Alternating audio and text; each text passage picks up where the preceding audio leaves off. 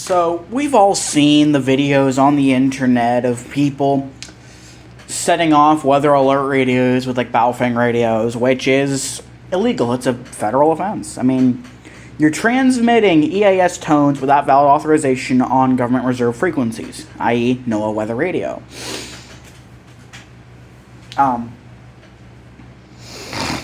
This isn't to say the Baofeng is a bad radio. I mean, for what some of us actually use them for, like me and a couple other people I know, we use them as basic ham radios, and they work well for that. Now, before I go on, I will say, the FCC and Baofeng, they had their issues. Because not only could older UV5R radios transmit on NOAA weather radio, but they could also transmit on GMRS frequencies. General mobile radio service, you're limited to certain power and you need to have a license for it, and these were not licensed radios for it.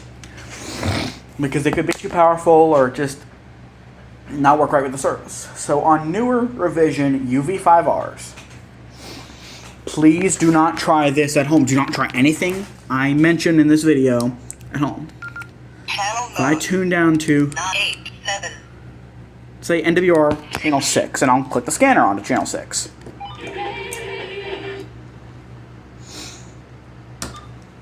If I try and transmit, I just get a beep. That's because Baofeng has locked these radios from transmitting on these frequencies and GMRS frequencies, which are up in UHF. I'm going to click this thing back onto preset number 9, which for me is the W8SP ham radio repeater here in Fairmont, West Virginia. Now, I think the FCC should have done a recall of all the Baofeng radios, but number one, that's infeasible. There's millions of these things, and number two, these are cheap Chinese radios, so there's probably the same thing under half a dozen different brand names and the like that are the exact same things. But there is a greater risk than setting off your own weather radios. Think about this. Emergency alert system encoder-decoder units of broadcast radio stations and cable head-ends and the like. They have a NOAA weather radio receiver attached to them. Here's some food for thought. Imagine how much damage could be caused by someone who goes in the parking lot of their local radio station and says, "Ooh, I'm going to transmit on channel 7 valid EAS tones," and they set off the emergency alert system of this particular station. That's bad enough, but it could be worse. There's two ways of an alert getting out through the emergency alert system in practice. Number one is by CAP or other internet methods. Number two is a radio daisy chain. This is the way one of the NPTs, I think the one in 2021 was done, I think, where they decided to not use the internet and instead use the radio piggybacking method of transmitting alerts. It's the same way the EBS worked back in the day. These stations are designed to feed from each other. Every station is required to monitor, like the local NWR or something, and their LP1 station or an SP station or something in that effect. And those are assigned by the FCC and by the State Emergency Management to that. I mean, you can look in the West Virginia EAS plan and you can see the LP1 stations which are required to be monitored in certain areas. So think about this. What if you accidentally set off the EAS, or maybe even intentionally, maybe you're a fucko, set it off on an LP1 station or an SP or an SR station? It has the potential to propagate through the network. If you set off on a small station, like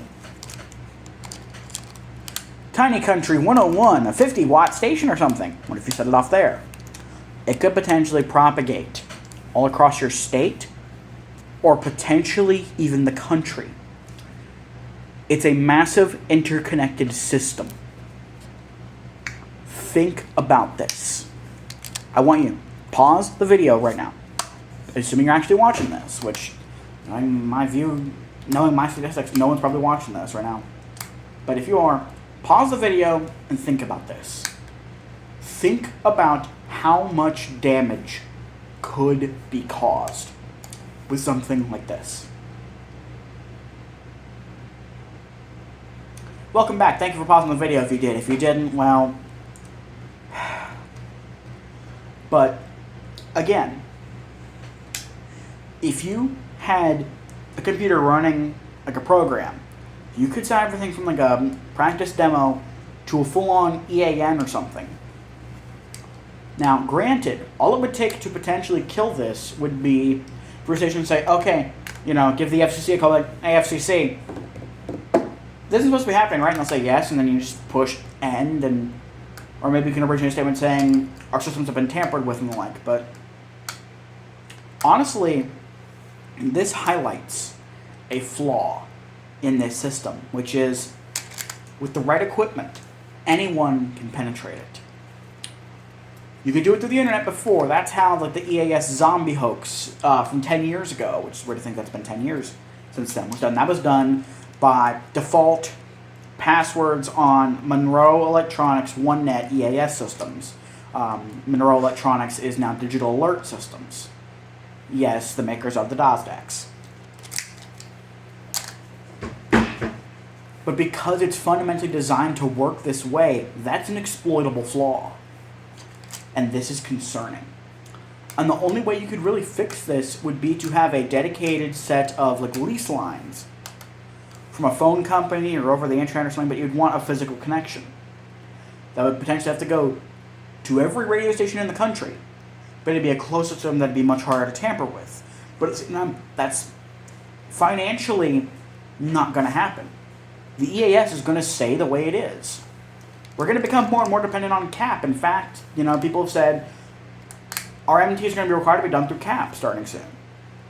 But we're going to have the daisy chaining radio method as a fallback, because if shit goes down and the internet gets taken out, radio is still going to be there in some capacity. So this is a major danger. And I seem to have been the only person that's really thought about this, because, I mean, I know I don't have the absolute best understanding of the EAS's internal workings, especially on the digital front, but I know enough to know this could happen, and this could be dangerous. And I was really hesitant with making this video because I want to get the information out here.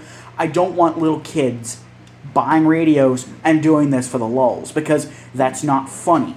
Something like this, you would definitely get tracked down and found by the Federal Communications Commission. You would be serving time in federal prison. I can guarantee you that. Because if something as critical to our safety as the emergency alert system is, they would not take any chances. If something like this were to happen, they would find you. Or, goddammit, they would die trying. So this has been a bit of a public service announcement from me, Xander of Kanawha County WX, licensed amateur radio operator KE8YQQ. Me. Please, people, be safe, and do not, please, I'm begging you, do not misuse this information. Not only will it look bad on me, it'll look bad on us as a community, and the FCC will track you down, and it's, you don't want to be running from the government.